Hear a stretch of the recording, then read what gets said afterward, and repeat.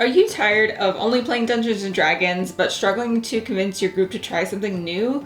Don't worry, I got you covered. Today we're going to dive into the most common reasons players resist change and how to overcome them so you can explore the variety that the wild, wonderful world of role-playing games has to offer. D&D is an incredible game that brings a ton of joy to a lot of people. But let's face it, it's not the only RPG out there. From gritty horror to fast-paced heist games, there's a whole universe of systems that can offer fresh new experiences. However, I have heard from many dungeon masters that they would be interested in trying a new game, but they just can't seem to convince their group to step outside their comfort zone. So in this video, I'm going to break down the most common phrases or reasons that I hear why people don't want to try a new RPG system and some practical tips for you to help overcome these reasons. I'm hopeful that by the end, you'll be armed with everything that you need to help your group expand their gaming horizons. The first category to explore is familiarity and comfort. First up, players love familiarity. D&D is like a comfy pair of sweatpants. They're reliable, familiar, and you know exactly what you're getting. Here's how to help them feel a little bit more comfortable reaching out. So they might say that they're just really comfortable with D&D. I suggest starting really small. A good way to do this is by having a session 0, so you're really just introducing them to the system, you're starting to get them warmed up to it without diving right into the play first. Also, starting with a one-shot is a really great idea just to test the waters because you're kind of getting over that commitment issue thing where we're just going to try and figure out what works best for our group. And don't forget to highlight the similarities with the games that you're exploring versus D&D. So perhaps you try Pathfinder, which is a D20 system. Or perhaps you stay in the fantasy genre with games like Warhammer Soulbound or RuneQuest. Or if you want to branch out, focus on the part of D&D that they like that will be present in other systems. Like, hey, I noticed you love investigating mysteries.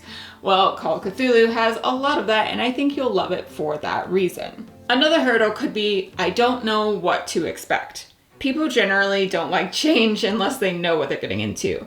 Show them an actual play session or a fun YouTube review of the new system. Seeing how it works in action can make the leap feel less scary. Or you might just get the reaction, but I like playing D&D. A lot of players are afraid that trying something new means abandoning D&D forever.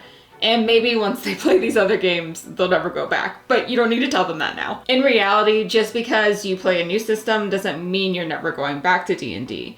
Frame the new system as an addition, not a replacement. Also, a pro tip on how to maybe bring this up to your group would be to suggest a short-term experiment. So let's try the system for 3 sessions, then decide if we want to keep going. A low commitment trial feels a lot less scary than a full campaign switch. Or even let's do a one-shot. I love doing one-shots in new systems to try them out. The next category to consider is time and effort. Sometimes players worry that learning a new system will take too much effort. It's a totally valid concern, but here's how to make it easy for them. They might say something like, I don't want to learn new rules. Many players worry that other systems are harder to learn than D&D. Consider picking a rules light system like Monster of the Week, 10 Candles, Kids on Bikes, Dread, which are simpler than D&D to ease them into trying new things. Also, take the lead on learning the rules yourself.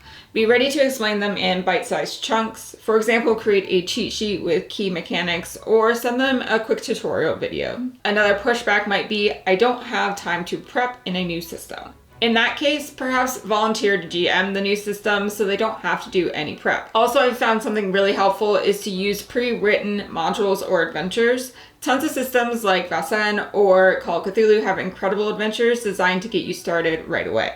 The next category is misconceptions. So misconceptions are common. Players might assume other systems are too complicated, too limiting, or just plain not as fun.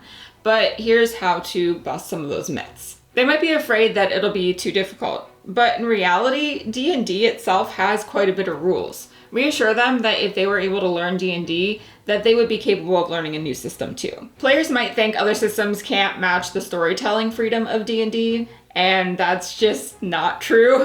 There's a lot of other systems that offer just as much roleplay opportunity, and you can combat that by sharing specific examples. Cyberpunk RED nails gritty futuristic drama. Call offers amazing roleplay and relationships between characters.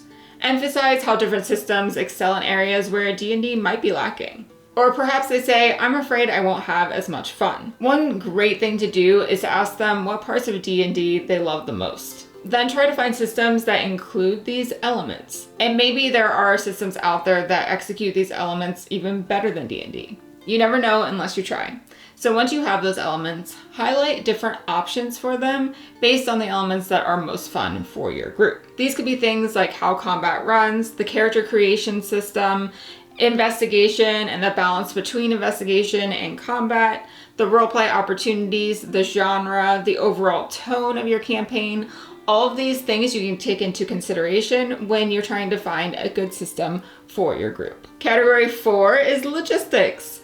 So let's tackle some practical stuff like costs and materials. These can seem like barriers, but they're easier to solve than you think. Some people think that getting into a new game will be expensive. So start with free or low cost systems or find quick start guides. Many games like Vampire the Masquerade or the Expanse RPG offer free starter kits. And I'll be totally honest, most systems are way less expensive than D&D. Often systems only require one book to get up and going, so I think they'll be pleasantly surprised once they start to look into it. But where do I know where to start with the materials for the game? Make it easy for them. Provide pre-gen characters, printouts, or links to digital resources. Many systems also have VTT modules ready to go on platforms like Roll20 or Foundry, making remote play really easy as well. Okay, but let's tackle those social dynamics. Sometimes it's less about the system and more about convincing the group as a whole. What if we don't agree what game to play? I found the best way to work through this is by setting up a shared Google Doc sheet with different game options. Include a short summary of the game and a link to a live play or system review.